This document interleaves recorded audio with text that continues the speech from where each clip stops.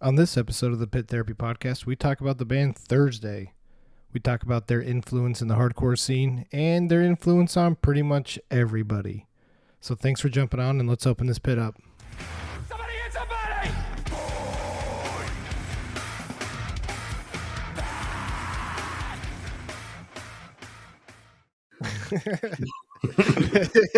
All right. Welcome to this episode of the Pit Therapy Podcast. I'm Kyle. I've got Josh and Trevor with me. So what's up, guys? Not much, Not a man. whole lot. Well, that's good, I guess. So I just a little forewarning to the listeners. If you can hear the light or thunder coming through on the microphone, I've got a bad storm coming through, so I might randomly drop off if I lose power. But yeah, We'll keep going without you. I wouldn't expect anything different. So how you guys been though? What have you been up to this week? Dude, this week was honestly super low key. Not a ton going on over here. There is a new ride at Lagoon, the amusement park by us. We went and we rode that yesterday. It's pretty dope, but there's a lot of work that could be done to it. Did you do the schedule a time and go Yeah. in? Yeah. Yeah. Was the line still pretty long or no? No, so we hit it at the perfect time. We were like in one of the first groups. And so we got there pretty much right when they opened. And it was a little bit rainy yesterday, which I think kept some people away as well. But we probably only waited 5 minutes. Oh, that's not too bad. I can't believe people still go to Lagoon. Dude, Lagoon's awesome. The And worst. it's very reasonable for a family with kids to get It's season the passes. most random. It's the most random amusement park on the planet. I don't know if I would agree with reasonable. It's not reasonable at all. 'Cause it You was can so- literally get Go spine to- damage from one of the roller coasters there. Dude, go to Disneyland for one day and it's the cost of a season pass for Lagoon. But Yeah, it it is Disneyland's reasonable. way better though. Yeah, you get what you pay for.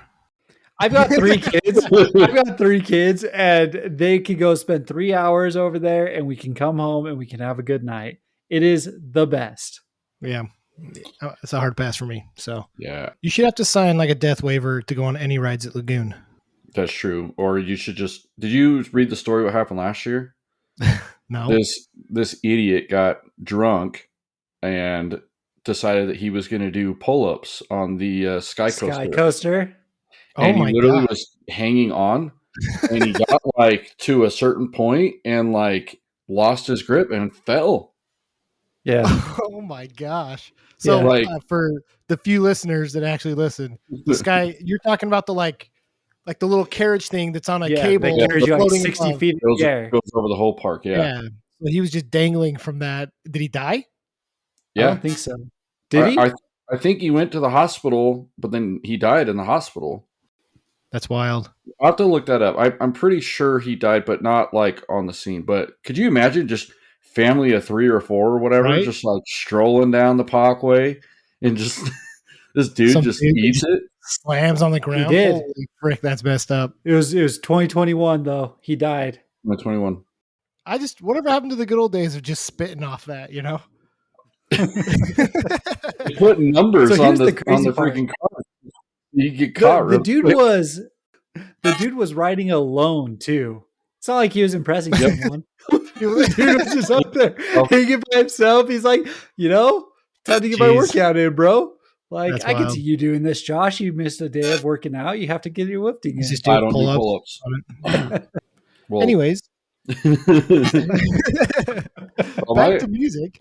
my weekend was long. Friday night I got home at like 1:30. Saturday night I got home at 1:30. Friday I was able to get out and go see 2 bands. Well, there was a couple, but the only 2 that I went to go see was Sheer Terror and Slapshot. Yeah, Nice. how's that? It was good. It's a different era of people. So I'm 30, almost 34, and there's dudes there that are pushing 50. So, like, how's the crowd at a show like that then?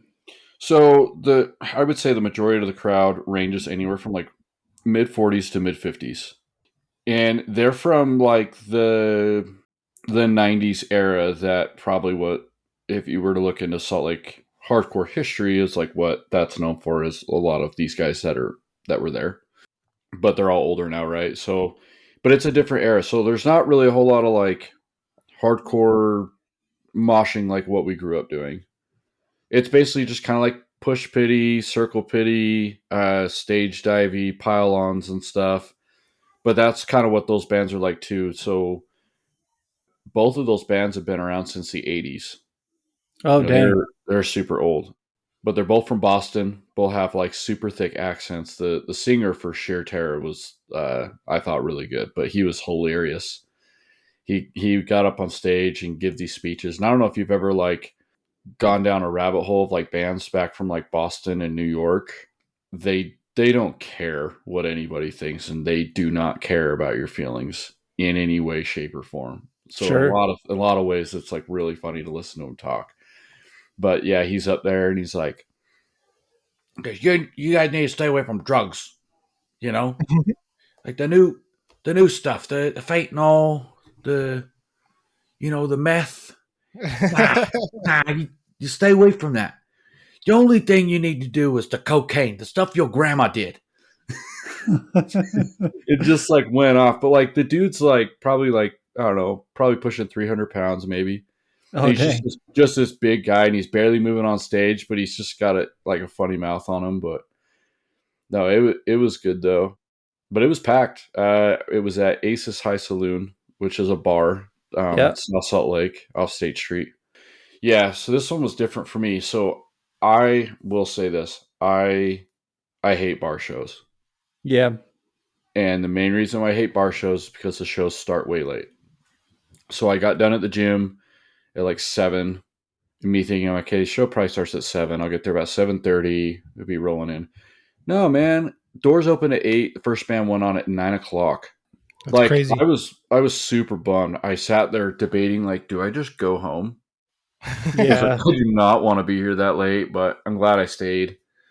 You got a bunch of 50-year-olds in the crowd and stuff too. They're probably like, I haven't eaten since 3:30.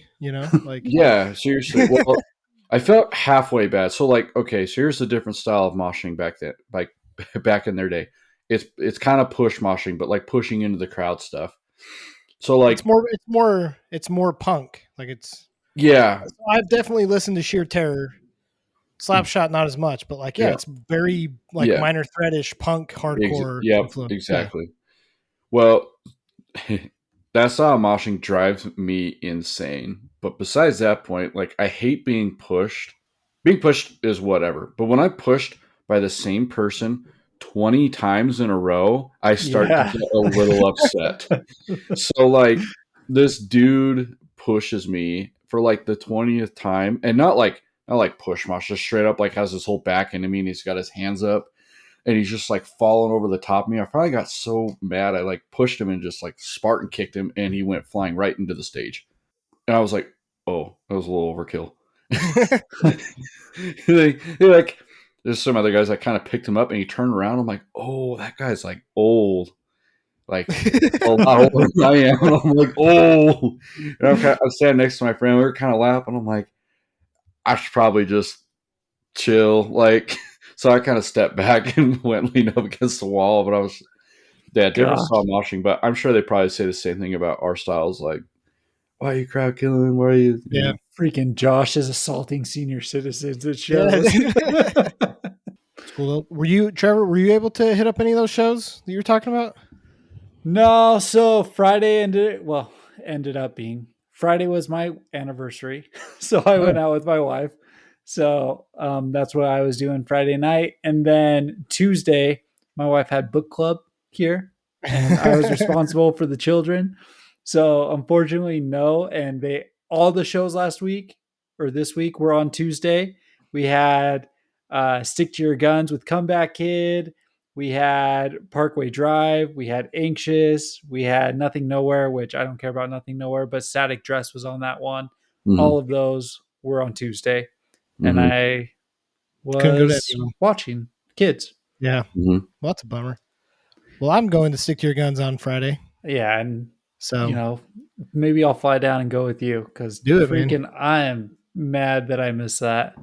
I heard it was wild. I saw some clips of it at Kilby, that small venue, and I heard it was wild. So Do you We follow? Do you follow Ill Will Zine? no, Ill Will No. Zine. Yeah, it's on Instagram. But it's one of my buddies. They post a lot of stuff, Salt Lake City hardcore stuff all the time. That's basically what the whole page is. But they've got some cool clips of that show that night. Cool. But it looked like a really good turnout. Like that's probably this we kind of were talking about before. That's probably the setting you probably want to see both of those bands. Yeah. In. There's just pile on upon pile on, and a buddy of mine, actually a couple buddies, were actually running the security for that show, and I halfway tempted was like, "Yeah, I'll just go down and be like, here, I'll do security with you," and just walk into the back. Yeah. But I was so tired after training last night, I just went home. I was Yeah, so bummed.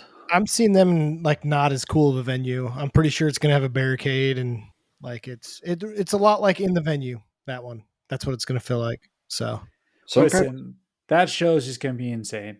Stick Yeah. to your guns, 10-year. If Dallas has any sort of like hardcore straight edge scene like Salt Lake did, it's going to be packed and it's going to be freaking awesome. So barricades can be fun sometimes. It gives you a challenge. Can I make this gap? I'm too old to be clearing the barricade, dude. We're at I was just gonna say, speaking of that, did you hear about what happened to Drain at what Riot festival? Fest? Was it Riot Fest? Where they I were think it was inviting, like, Riot. trying to get people up on stage with them, and security's like tackling kids as they're climbing over the barricade. Yeah, I'm pretty sure it was Riot. I guess they got like a ton of trouble for it, and like the stage manager was coming out, and the singer from Drain's like kind of making fun of her. He's like, "Yeah, look at give it up for the stage manager," and he just starts laughing. Here's like, what do they expect? Like, it just bums me out that these festivals are doing stuff like that, right? Like after Sound and Fury, watching the first day and the barricade getting ripped down, at that point, every festival who invites these kind of bands should be like, yeah, it's no barricades. Yeah, I don't know. So, anyways, no barricades, take them down. Exactly. We were at a Sleeping Giant out in California. It was their last show. I don't know if you guys have ever seen the venue, the Glass House. It's pretty big, but they have like a pretty big barricade. And our buddy was on stage. A lot of us were on stage while they were playing their final songs, and he came running out from the other side with security, was watching the crowd, and two of our buddies like literally just went full on running and jumped over the barricade into the crowd, just like stage dive. Yeah. Our one buddy like cleared like crazy. Our other buddy did not. His feet stayed and just like boom, slammed right down. But we were watching it from behind. I'm like, oh, dude. Security like turns around. They're like, where are they coming from? Listen, if you're going to commit to that, you got to know you can make that jump. Exactly. Yeah, that's pretty funny. Exactly. And if I was back in high school, I could make that jump. I don't know anymore. So yeah, for real. Speaking of Drain, did you see that Neck Deep and Drain tour get released? Gosh, it's so sick. And it's not coming through Salt Lake. It's in Boise in Colorado. And then Dallas. Down here, dude. Let's go. Know. I freaking know, man. Maybe that's the one I come down for. It'll be a really interesting tour. So I know that Drain filled in for a band on a Neck Deep tour last year. Yeah, and I saw clips of it, and the Neck Deep fans were not having it. So I'll be interested to see how this one plays out. So this is interesting. Neck Deep's putting out a new album at the beginning of the year, and they said they're going back towards their more punk roots. Because if you followed Neck Deep, they were very pop punk, a lot of more punk, right? And then they've transitioned to just kind of a rock band. And now the last couple of singles have been more heavily pop punk, and they're transitioning back, it seems like. So I feel like it's actually a fitting tour for Drain to be on, but these kids who know Neck Deep from the last 5 years are not going to be happy. So maybe that'd probably be similar to when the story so far toured with the Wonder Years. Yes. I mean, Drain's quite a bit heavier than Story so far, though, but similar mentality, though. Like Hardcore Crit showed up for the story so far, and the Wonder Years, pissed off a lot of them. The other bands on it are Higher Power and Bearings. I don't know Higher Power, but I know Bearings is like a very like capital pop in pop punk. Higher Power Okay. is a straight punk band. Okay. They So they've got it covered. All right. they played here, I think it was Sanction or Vamakara. I can't remember. Really? Mm-hmm. Those are pretty heavy bands. Yeah, because they didn't have so it was with Sanction because they didn't have a drummer. I don't think at the time they played an off show here because they were on tour with Knocked Loose at the time, Okay. and so their off show in Utah they played here, and actually went for one of the songs the guitar player for Knocked Loose filled in on drums, Sick. and then I think Vamakara was another one, but yeah they're pretty punk, like they get a pretty good Cool. reaction for hardcore kids. All right. Nice. I'm down. I am probably going to go to this. So Trevor, if you want to fly down, let's go. Dude. When is it? Are they in Dallas? February? No, I'm pretty sure it's January 27th or something like that. Let me double check that for you. Take a peek at that, but Yeah, I know it's January. It's like end of January. it is I do towards know the that. end. January 29th, Monday. Ooh. I'm serious. I'm like seriously considering that. Okay. Maybe I'll tell my wife that's my birthday present. There you I'll go, come dude. down and go to Drain and Neck Deep with you. You come with Yeah. me, Josh? Let's do it. Dude, I gotta go to Florida twice. I always say I gotta, but like I'm going to Florida twice. I gotcha. Sick. Yeah, that show is on Monday, but today we're talking about Thursday. Haha. Yeah. What do you guys like more, Thursday or Wednesday from the Addams Family? Uh, Trevor doesn't know what to think there. Are we talking the new Netflix Wednesday? Because that was pretty dope. But Sure. I don't know. no. Okay, all right. We'll just get into it. We're gonna get onto this. Questions. All right. So yeah, today we're talking about Thursday, the band. Started in like around 1997-ish. They're from New Jersey. And every time I hear New Jersey, I always think of this stupid line from Dumb and Dumber where that lady's talking. He's like, "Hey, nice accent. Where are you from? New Jersey." Their first show was in like 1998, and it was December 31st, 1998. It was a basement show with Saves the Day and Poison the Well. How intact do you think that basement was after that show? Well, dude, that house in general was like a breeding ground for New Jersey basement shows. And so they had some insane bands coming through that. That show would be crazy, but they had some nuts shows down there. So his basement was like a breeding ground for like New Jersey hardcore and stuff. I think Yes. there's I can't remember what it's called, but there is a video documentary on that house in particular. They dove into another band called Paulson, but I think that they talked about a New Jersey home. I'm sure it's the same one. So that's the interesting thing about Thursday, and especially Jeff, is the pull that he has in the hardcore scene. Throwing shows in your basement, I think, garners a lot of respect just in general, but doing that in the hardcore scene is like a whole nother level. Yeah. Mhm. You know? Yeah. Trevor, So- I know that you've done some research on and the reason why we're bringing this up is because even today in 2023, where anytime Thursday is brought up, the first thing people say is those guys have done more for hardcore in New Jersey than anyone else. Why is that, Trevor? Yeah, man. So this is pretty crazy, right? So Rick Lee has a very interesting backstory, and these house shows specifically are a really interesting story, which, as Josh mentioned, there's documentaries, there's articles, there's all sorts of stuff. So definitely go and read about it. But basically, he was going to Rutgers, is the college there, and he found a couple other hardcore kids who he made quick friends with, and two of them, Jeff and his buddy, went to Rutgers Art Council and said, listen, we want to start throwing shows. It'll bring money into the university, into the art program and stuff like that. Just give us the venue space and we're going to host these. And they said, no, absolutely not. Right? I mean, obviously that's kind of what's going to happen. So they started to figure out, okay, well, what do we got to do to make this happen? And they went and rented a house. They said we had 2 bedrooms upstairs for us to stay in and a huge basement for shows to happen. And they just started packing shows. I mean, I read one that they had 250 people pay to come to their house to watch a show. The article said that it was so packed that they couldn't fit another body inside of the house. So they literally opened the windows to the basement and people just stuck their heads in the windows to listen That's to these incredible. band plays. That's incredible. So it's absolutely insane. And there was like several of these houses around that they would do this. But it got so rambunctious and so crazy that the police department started catching on. And they started coming in and shutting these down. And a noise ticket was a $300 fine. And no one had $300 to pay if they got noise fined, right? So they would like came up with creative ways to keep the sound down. They would like park the cars like multiple layers deep against the house to add extra barriers for sound getting out.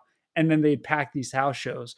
But just that do it yourself attitude, all of that stuff. I mean, who was going to New Jersey unless it was to go play one of these basements that Jeff was putting on? Yeah. Not many bands. So it just became an insane breeding ground. And Thursday started because of this. Did you guys read about why Thursday actually started? I did A not. little bit, yeah. Okay. So really quick here, and then I'm going to stop talking. I'll let you guys get into it. But, so Thursday started because he literally said the college campuses, they often didn't know the bands who were coming through, the touring bands. So they started Thursday so their friends would come and support the local band, friends supporting band, like friends. And that would bring people to see the touring acts, which then word of mouth escalated to the point of filling 150 to 250 people in a basement, right? Like I can't even put like 15 of us in our basement, let alone 250. Yeah. So it was just absolutely nuts. That's crazy. And we've talked about this a lot, but that is literally like the essence of what this scene is to people. Because you're not packing 250 people in a basement to see like some weird indie band. You know what I mean? Like it's so cool. And it's such like a huge deal. The fact that like the DIY scene in punk and hardcore, that's what it meant. It meant like cramming in a basement, going to some random park. It's just, you don't get that in any other scene. And I feel like that's why it's so special, you know? And you know what's cool watching those old videos of them playing those house shows is like, they all dressed how we would picture like a post-hardcore. We've talked about this a lot about how their look and the way they would like headbang with the guitar. They're like swinging it up and down. Right. I don't know that like people were really doing that kind of stuff in music yet. Cause you watch old school, like punk and like real old hardcore shows. Like there's not a lot of like guitar flips or like throwing the guitar up and down. And they weren't really doing that much. It was more of just like running around and playing, right? Maybe it's because the music was too fast or whatever, but you watch these post-hardcore bands in like the early 2000s, and I feel like that's where you start to get the creativity on stage. And watching those house shows, I was like, this is the birth of it. Like we're watching the birth of what eventually became crabcore, you know, those guys bending down and headbanging. I think the first band I ever saw kind of start doing that stuff, I think, was an old video of Seosin. Yeah. Playing at Chain Reaction. I was like, man, those guys go pretty wild. I mean, look at like Taking Back Sunday with Adam and the mic. Right. People weren't doing that. Have you ever seen those TikToks that kind of make fun of that era? Yeah, where the guy's like he's got the cord wrapped around, he's like hanging on the door or whatever. And you're like, what are you doing? Don't do that. They do one of Panic at the Disco too, and he starts doing all the hand motions like this. Like, what are you doing? Dude, I mean, we've talked too about like, just the weird creativity of that kind of music. And Thursday was right along with it, but like I miss the days of really weird song names and like really strange album covers and album names, you know. It's gotten too serious lately, but you know the weirdest for me in that is pants. Pants? You don't like pants? Well, I don't think anybody likes pants, but like skinny jeans, you know, like what are we talking about here? But no, like just that era. It like went from like, I don't know, like Jinkos to like these like weird pants, like wearing your girlfriend's pants to like not to. It's like pants. I feel like pants, the style of what you wore in a band changed so drastic over 10 years, and I don't know why. It's like people couldn't figure it out. Like like pants style? Like I'm gonna paint my shirt on the tightest shirt I can. I'm just gonna paint it on. not even gonna wear a shirt, just paint, and then my girlfriend's pants. Bro, Super I was weird. with you buying some of those jeans. I You were know, all into the skinny jeans. but does it I- make sense? It does, dude. It does make sense because you're right. Like we talked about this with From Autumn to Ashes. They used to wear like baggier jeans. I don't know if it's quite Jinko. Well, you know big, what I but mean, still though. big. Like from like Yeah, no, I 90s get to 2010. Like Yeah. I don't know. because Like then it went to skinny jeans, and now I've noticed that people are buying jeans that are too short. floods. They like intentionally buying floods. they like go up above like the actual ankle bone and stuff, and you can like see their socks. And I'm like, what are you I doing? think it's because socks have become such a fashion statement these days. That's weird. Which why are we talking about fashion right now, guys? Like we're talking about a very influential I'm post-hardcore just band saying right the now. weird things that changed from you was pants. all right. Okay, well, coming back to the topic at You hand. like change your song name. I like change your pants. Change your I can tell you can tell what type of music a band is playing by the pants they're wearing. Exactly. I get it. Anyways, Trevor, what do you have? Show me your pants. Yeah, actually, I'm wearing skinny jeans right now, so not too much. But okay, so this all started in '98, right? I think it says their first official show was alongside Saves the Day and Poison the Well, Yeah, which in that basement, crazy, which in is that insane, basement. dude. But also, he recalled, I was reading an article where he recalled one of the more weird mix bills they put on was Rainer Maria, which is a 90s emo band, and Converge played Sick. together in the basement.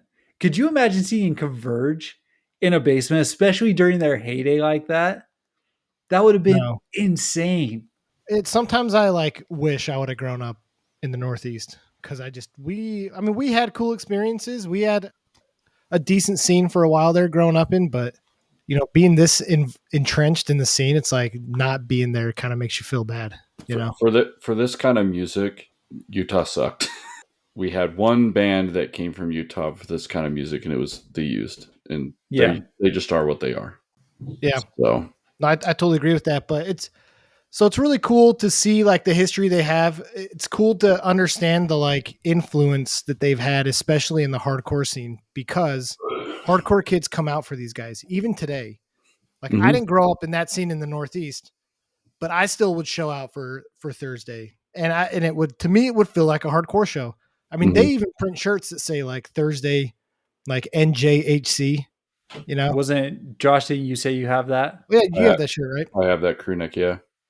Nice. So I know that, and I want to read this because I laughed and laughed and laughed about this. They played a show a few weeks ago with Gel and Koyo. So Koyo was like the pop punk version of Thursday, right? Bunch of hardcore kids playing in a non-hardcore band, but hardcore people show up for it. Gel is a hardcore band. So I read online this comment, and everyone's just had been blasting this person. I feel kind of bad that we're going to blast them too, but I want to read this because it's hilarious. It says, Thursday has the most insufferable crowd of any show. Remember, we're talking about Thursday. This is not to knock on the band, but the hardcore crowd was insufferable. The band was great. Saw them last night, and their openers, I guess, brought out the hardcore kids, and they sort of ruined the night. Koyo and some band called Gel opened for them. The music is labeled hardcore, but I personally found it soft, no breakdowns, maybe some fast drums at parts. Okay. I've been to over 100 shows by now, and this crowd in the pit was terrible. Guys started bulldozing people and swinging their fists around, doing some weird crab walk, aggressively walking, half elbow swing, change pickup stuff. Anyways, my friend got trampled when a few of them started bulldozing people that were clearly not in the pit, and she was all bruised up from over 17 people walking over her. Like, these bands were not the music you do this stuff to, like, ever. No one helped her up. After we got bulldozed away, I had to find her and help her off the floor at a Thursday show.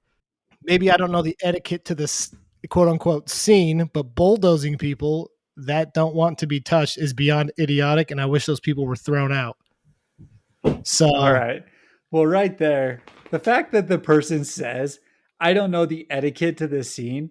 I don't care how many shows you've been to. You haven't been to a hardcore show, obviously. Right. It's like, what have you been to? Have you been to like 100 Taylor Swift concerts? Like, obviously, if you're What are you going to doing? this, What are you doing at a show like this? You know, right? Like, how do you like Thursday and still not know at least somewhat what to expect? Is this the trend of the TikTok bands and stuff like that? Not saying that Thursday is a TikTok band, but have they How gotten old- popular with How the old would you crowds? say this person is, if you had to take a guess? I'd bet If, late 20s. here's the thing: if they said they've been to hundreds of shows, though, That's maybe true. they are older. Yeah, but and you maybe- counting like the lawn show at the park or something when you're A show's a Okay. show, bro. But Okay. if you take like the maybe I don't know how to say it right.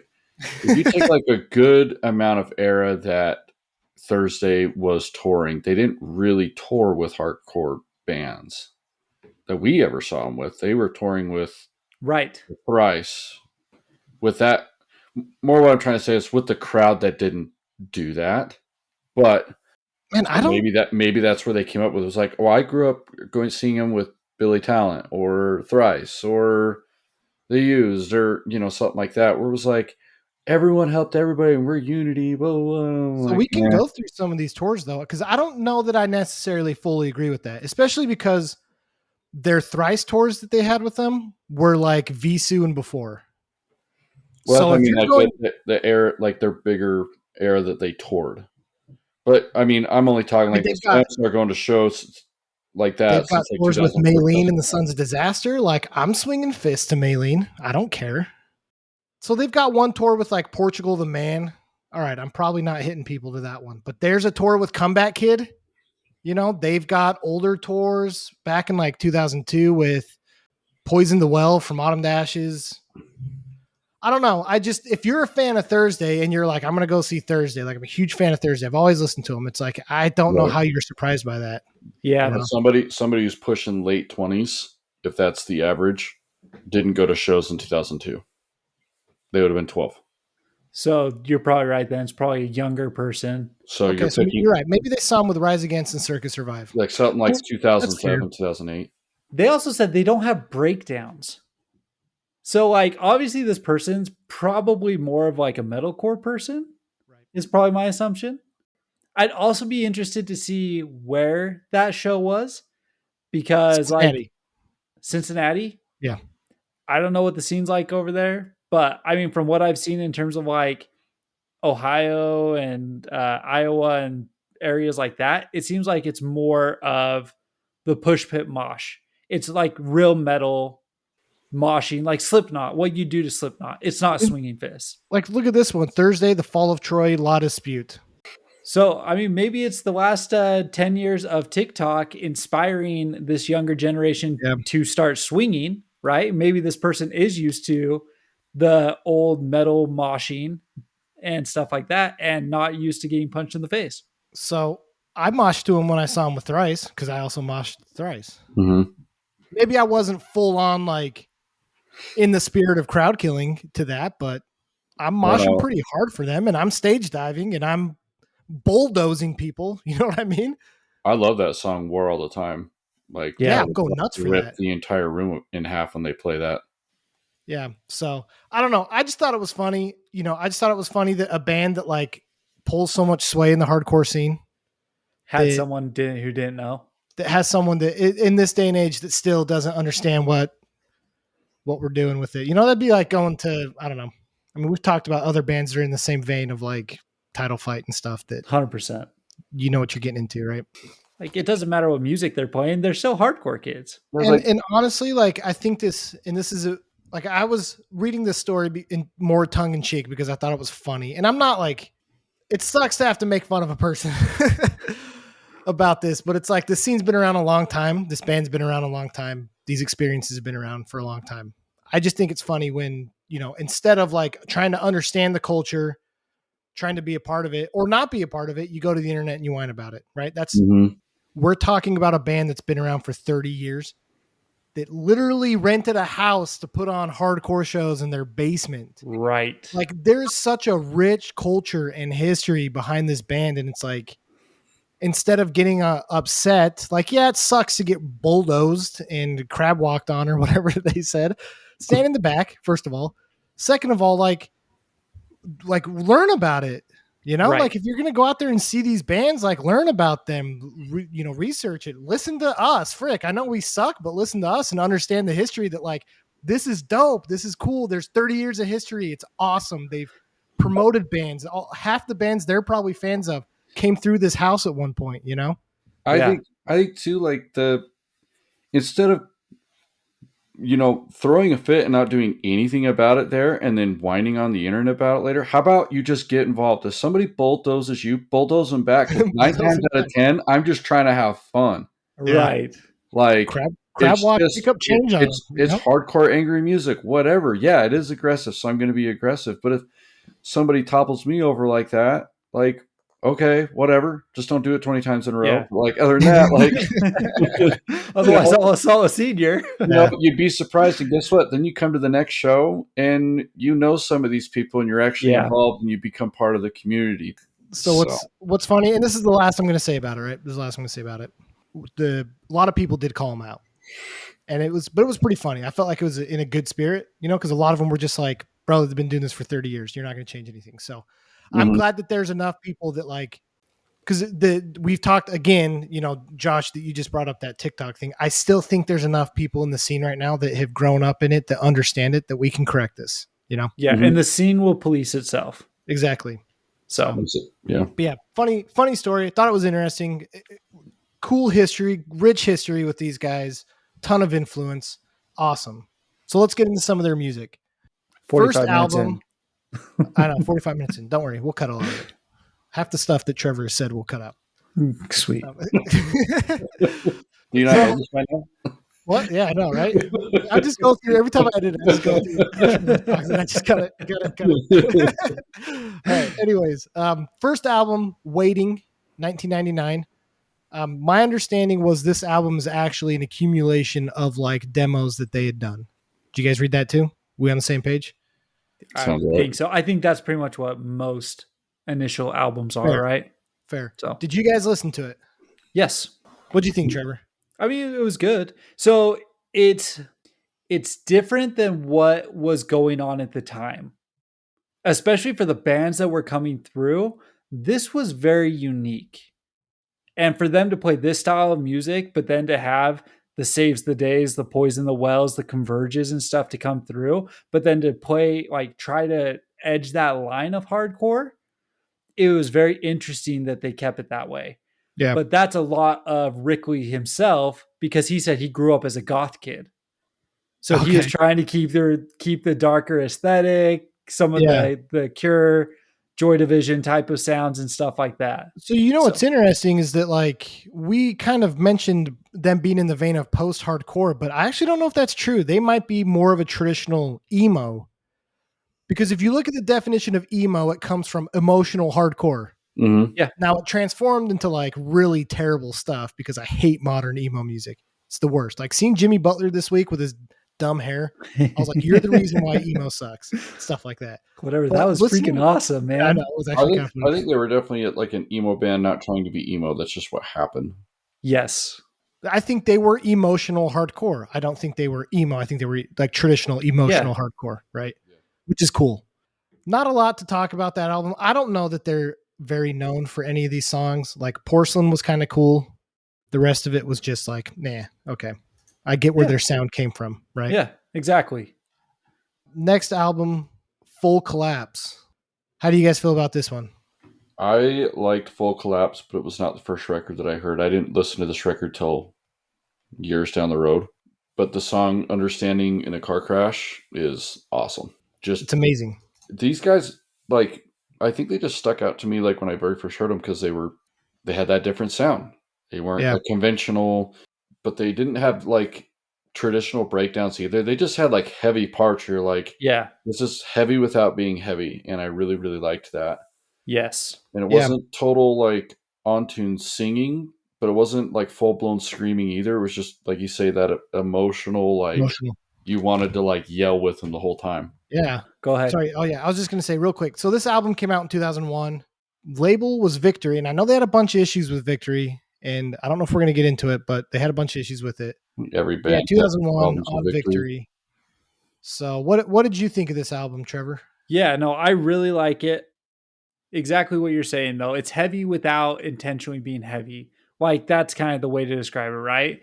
The funny thing is, like, I was going to tell you kind of my history with Thursday. I didn't listen to Thursday a ton. Like, in all honesty, I listen to War all the time. I listen to Full Collapse and stuff like that. But I started listening to this music at about 2004. So this was before I actually really started getting into it. I was telling you kind of what I think is funny is as I was going through and picking bands that were going to be who I listened to and got more deeply into and stuff like that, I only had one spot for a T, and I picked Thrice over Thursday. So Thrice was the band that I picked over Thursday. And then like I was into Census Fell at that time, Under Oath, pretty much anything radio I was into.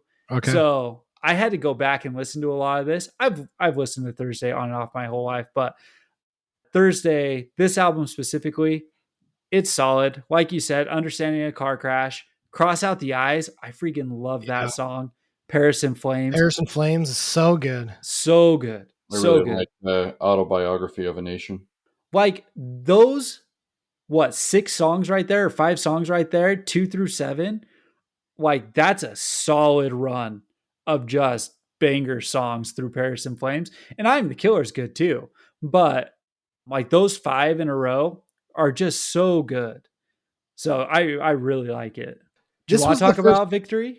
Because I have some info on that. Let's get there in a second because I think the next album is where kind of more of that stuff came in. But I was just going to say that this was the first album that I heard from Thursday, thanks to my older brother. Right.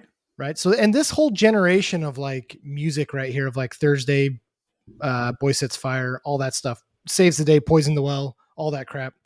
That's like really, the big influence that my brother had. That was like his forte with music. So I remember the first time I listened to Full Collapse and I was just like, I've never heard anything like this. And like what Josh was saying, just the emotional connection you make with his lyrics and the emotion in his vocals, it was just like, I'm sold. This is incredible. So let me ask you this, because of an interesting comment I read from Rickley specifically about this album. He says, talking about his vocals, I sound like a totally inexperienced, naive kid that has a lot of hopes and passions and sincerity, and it hadn't been ruined yet. It's interesting, right? Because like Josh said, his vocals aren't the best, but they're very sincere. Like the way that he yells and stuff along those lines. What do you think about this? I mean, I think it's spot on. And I was actually going to ask you guys this because he gives people hope that you don't have to be a good singer to make good music. Right? It's what you said, Trevor. You have to be sincere and genuine, and especially with music like this, right? If hardcore has taught me anything, you don't have to be a good vocalist. You just have to be real and authentic and sincere, and that carries more weight than like the actual technicality of your vocals. 100%. Josh, what do you think? I think it definitely paved the way for bands like Title Fight, sure, Moray, Lot of Dispute. Yeah, a lot of speed, but for sure, because that dude is like,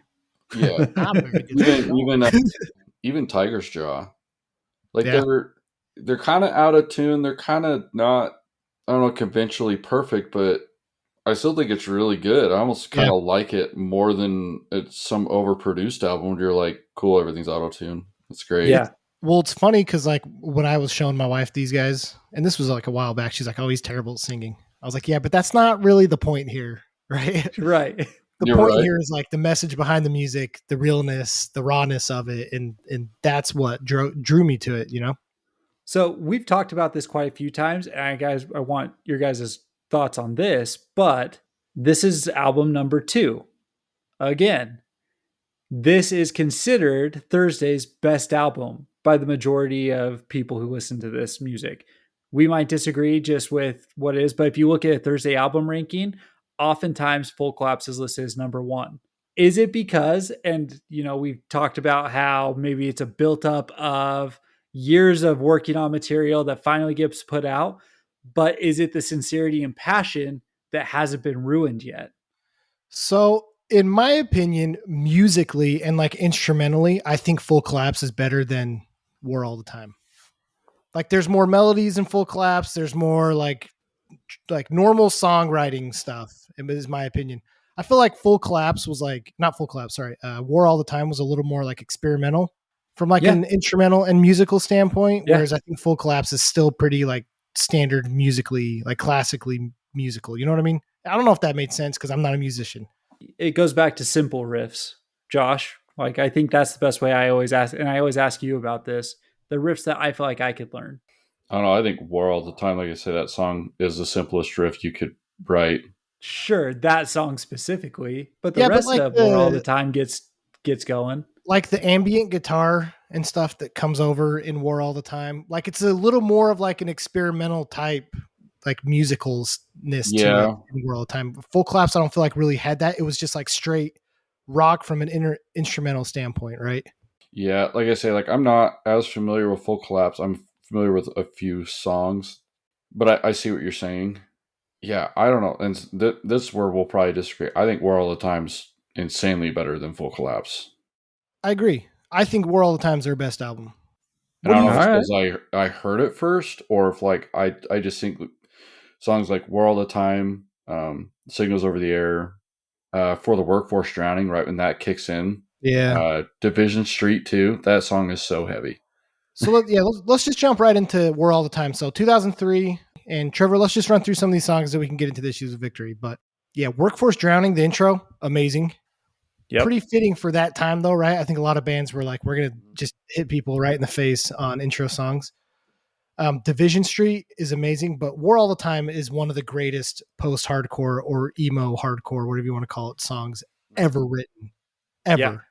What are you guys' thoughts on this album? I know we got into it a little bit, but like I say, I think this whole record's to me is a masterpiece, but I think those like songs that I would mention previously are some of the best songs like ever written from that era. I mean, how did you get into them? How did you find them? So this would have been like 2004. So I'd have been junior high at that time. Like I didn't have an older brother. It was just, myself, but I had friends that were able to go to shows and had access to computers and internet. Like my parents were super wild. Like I couldn't have access to internet. I couldn't do anything. So I was having friends burn CDs for me, like they would let me borrow their Discman at school on like lunch or something like that. I'd listen to a CD and I'd ask them to burn it. And I think some of the first CDs I got, one was The Bled, one was My Chemical Romance. I got Thrice Thursday and Under Oath. And that was kind of it. And I cycled through those CDs a lot, almost to the point where I don't think a lot of those CDs work anymore. Sure. But that's kind of how I got into Thursday. And what struck me with Thursday was literally that first intro song, For the Workforce Drowning, where I was like, wow, this is really good, And I kind of just, started listening to them from there. And I think the first time I seen them would have been a couple years after that. And once I saw them live, I'm like, yeah, this is a done deal. These guys are awesome. So this album's actually not on Victory. No. Now that I'm looking at stuff. So I was wrong. So they switched to Victory on this. And why is that? I mean, it's back to what Victory did with everyone. Like they weren't paying royalties, things along those lines that most of the bands who we Victory claim as issues. But in their contract, the way that they could leave Victory was by signing with a major label. So, your Warners, your Sony's. This one happened to be Island Music, is who they ended up signing with. And the issue here is Victory had them in such a tight contract that Island had to pay $1.2 million to Victory to get them out of the contract and allow them to go over. And essentially, Island was a loan. It wasn't we're gonna do this so that you're part of us. It's we're helping you out. You pay us the money back. So Rickley has said multiple times, he's like, we didn't make money. We've never made money on Thursday. We're paying off $1.2 million to Victory Records because of the situation we were in, but we had to get out. That's crazy. Insane. I didn't see all that. All I saw was that Victory was trying to make Thursday whoopee cushions. Well, yeah. So there's creative. Like, decisions. Are you doing? Yeah. But yeah, that's crazy, man. Some of those labels, dude, I don't know how they get away with it. But Any band I've ever heard of that was on Victory or has left Victory, like it has been a shit show. Just Yeah. a mess. But everyone says the same thing. It was a calculated risk. We've heard all of the issues, but it's a calculated risk to see if we can make it big. Thursday said it. A Day to Remember said it. All of these bands have said it because Victory did a way good marketing job. Regardless of the remaining practices they have, their marketing was top notch, and the yeah, Victory bands made it far. They got screwed, but they made it far. yeah, I don't know, it's crazy. And it's a bummer that these guys deserve to be freaking loaded. But hey, maybe that's why they didn't change their sound as much and sell out like some of these other bands did. Sure. You know what I mean? They couldn't do that. So, but yeah, what were your thoughts on War All the Time, Trevor? Is this your favorite album? No, I like Full Collapse. I think Full Okay. Collapse did it for me a little bit more. I really like War All the Time. It's a great album. And actually, as I was listening back to it this week, there are so many bands who were influenced specifically from this album. The first one that comes to mind is Josh's favorite, Dance Gavin Dance. Tall Tees.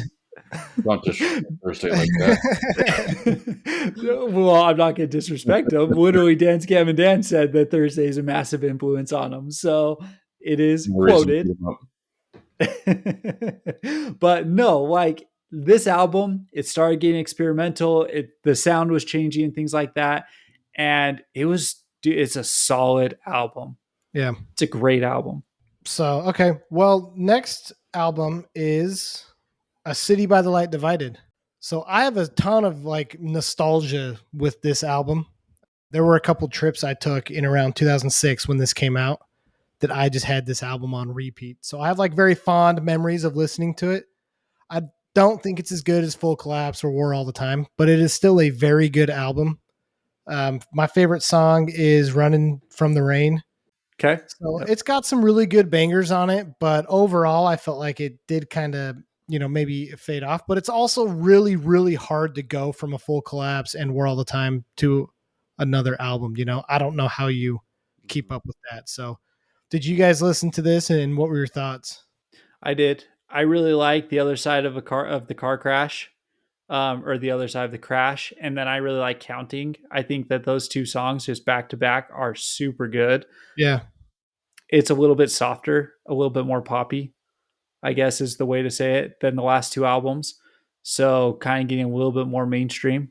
This is where I fell off with Thursday. So I remember seeing the CD, I think, in Target. So that would have been about 16 at the time. And I remember listening to it because you could take the CDs and like scan them, right? And you could like listen to them. Oh, yeah. Like those, anyway, Yeah, I forgot about that. And yeah, I remember listening to it and I was like, I wasn't into it at 16. And as 16-year-old kid, I just kind of turned my nose in a different direction. Well, I'm going to find something new, because there was so much happening at that time. When I saw them, not this year, but last year, everything they played was either off of Full Collapse, the EP, and War All the Time. Yeah. So I recognized every single song. So it's kind of interesting. They have those like 4 more albums, and I don't think anything was really played off any of them. I mean, they did just play Furnace Fest, and I know that it was a War All the Time set all the way through. So yeah, it's interesting. I don't know. I mean, usually like in the Devil Wears Prada case, you hear about bands that don't like their older music, but I guess these guys are kind of a little different that maybe don't like their new music as much. But well, so this is the interesting thing about Thursday is, and a lot of this goes back to why they started as a band and things along those lines. But like Full Collapse was basically written because of tragedy. Like all of the stuff was inspired by like, I think Jeff's girlfriend or something, and back in high school died in a car crash. Right. He had a friend who attempted to commit suicide by getting hit by a train. Like all sorts of like really weird and crazy things. And on top of that, he was like the goth scene kid at the time. Like he was writing these albums that were like super meaningful to him, and these songs are still super meaningful to him. He even said 2006, 2009, it was a business. It was music at this point. Their last two albums, Common Existence and No Devolution, we're just going to kind of group those two together. What do you guys Sure. think about them? If they were Okay. You better, know what? they were better than A City by the Light Divided, because that's where I fell off. They're, in my opinion, not better. I did listen to both. I do think A City by the Light Divided was a better album than both of them, but Common Existence wasn't bad in my opinion. It wasn't great. Like it was, I don't know. It's not an album that, in my opinion, deserves like any sort of like standing in their hierarchy, to be completely honest. It is the worst album out of any of the 6 they put out. Which in my one? opinion. Common Existence. Oh, you think that's worse than No Yes. Devolution? You know, I initially, Interesting. when I text you guys and I said No Devolution is terrible, I've given it more listen. I finished it. I've listened to it again. I like it more than No Existence Okay. or Why? Common Existence. Common Existence. Yeah. Why? It's more interesting. I think that just the sound is more interesting. It's not a great sound, And but that's it's more yeah, interesting. no, that's that's So- where I'm at with it too. Is like Common Existence is just a good. It's just a good Thursday album. Like it's fine. it's just Thursday songs. Nothing crazy, nothing special. What's funny though, for like 90% of the bands that we've talked about, their worst albums are still better than like everyone else's best albums. Other Mhm. yes. So, like, their worst can Common be Ex- someone's best. Exactly. Common Existence and No Devolution, like they're for Thursday standards not very good, but for everyone else, they're great albums. Now there's other bands like we've talked about with Parkway Drive and A Day to Remember, like you guys need a lobotomy or something to Right. listen to those, but that's not the case with Thursday. They're still Right. good. It's just I don't know how you go from Full Collapse and War All the Time to anything else. I Right. don't. Mhm. So Right. Now the one high point in No Devolution is Turnpike Divides. Did you listen to that Yeah. song? Yep. So that was a good song. And Rickley specifically actually calls it out as one of his favorite songs that he's written, as like it's a throwback almost. It kind of starts out as that post-hardcore goes into rock, and then it gets heavy in types and things like that. And then I actually really liked Sparks Against the Sun. I thought that was a good song. Again, this is Okay. No Devolution. So you know what's interesting about this album is, so normally I read that Jeff actually wrote a lot of the actual music for Yes. Thursday. You can see that. He said that in No Devolution that he actually let the people that are playing with him write the music for it. Oh, more collaborative. Yeah. Oh, cool. So do with that what you will, because Sure. maybe he should have just been writing everything, because if he did that with the other ones, they're incredible. But I also get that, like, yeah, you're 20 years into this. Sure. You got these guys, and his bandmates, like, they've really only had like the same members. I think there's one guy Two. that quit playing. Two have turned over. Two have turned That's it. over in a 20. I mean, that's insane. But it's Yeah. like you went 20 years with not writing any music. You just let one Mhm. dude do it. That's Dude. crazy. It's a free ride, man. I But guess. also, they're not making any money because it's all going towards Victory Records. So, So he was probably like, "Look, we're not making any money. You guys go get full-time jobs. I'll just write all the music, and then you show up. you and we guys play some support me. shows." So, You guys yeah. support me. So, yeah, it's not a bad Okay. gig. well, okay. You guys want to hear Jeff's ordering of his albums? And then Yeah, tell that's me that's what you guys interesting, think? Yeah. So, number 6, worst album, he says, is Waiting. Initial album. Okay. I mean, Just a starting point. yeah. I don't know. Yeah, but I don't feel like that's fair. I don't feel like judging any of these bands off of their first albums like that is fair. Sure. So, you're Sure, okay. kids. It's okay. Number 2, Common Existence. So Wow. we're not off. Okay. Okay. So Common Existence is the next one. Wait, hold on. You said number 2. You mean number 5? I'm sorry. Okay. So number 6, worst album Okay. was Waiting. Waiting. Number 5, Common Existence. Okay. Number 4, War All the Time. Whoa. There's the controversy, right? So he has him all the way down at 4. And honestly, I think it's actually just because this is actually kind of a sore spot just in terms of mentality for him. If you read this article that it's in, is basically they, after Full Collapse, were expected to just projectile to the stratosphere kind of thing. And War All the Time actually only kind of met Full Collapse. It didn't exceed it. They didn't really take that next step. Does he explain where is he just basing off of popularity where he ranks them, or like no, this is musically his personal his personal opinion on the music. I'll send you guys this article because it's actually really interesting. Okay. Number 3, a city by the light divided, and then No Devolution is number 2. Huh. Okay, so he has it all the way up there, and then Full Collapse. All right. So interesting. It is interesting. And I guess just to finish this off, I mean, I don't agree with him.